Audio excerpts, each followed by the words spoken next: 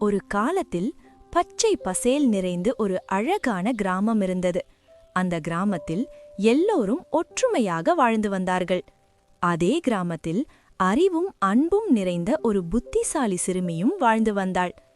அந்த சிறுமிக்கு இயற்கை மீது அதிகமான அன்பு. மரங்களுடன் பேசுவது போல அவள் அவற்றை கவனித்தாள். பறவைகளின் சத்தத்தை கவனமாக கேட்டு மகிழ்ந்தாள்.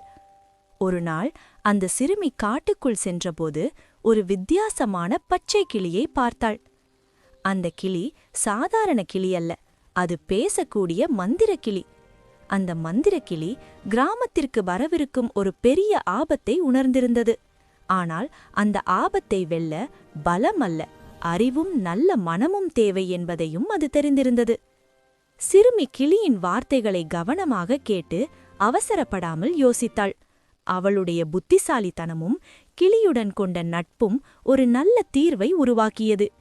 அவள் கிராமத்தவர்களுக்கு எதையும் பயமுறுத்தாமல் அமைதியாக விளக்கி ஒற்றுமையுடன் செயல்பட செய்தாள். அவளுடைய அறிவான முடிவுகள், மந்திர கிளியின் சரியான வழிகாட்டல், இந்த இரண்டும் சேர்ந்து கிராமத்தை பாதுகாப்பாக காப்பாற்றின. மீண்டும் அந்த கிராமம் மகிழ்ச்சியுடன் ஒளிர்ந்தது.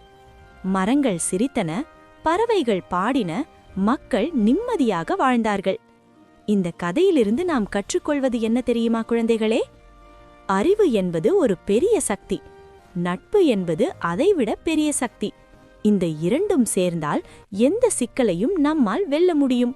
அதனால் எப்போதும் யோசித்து நடப்போம், நல்ல நண்பர்களை மதிப்போம், அறிவையும் அன்பையும் நம்முடன் வைத்துக் கொள்வோம். Thanks for watching. Subscribe me.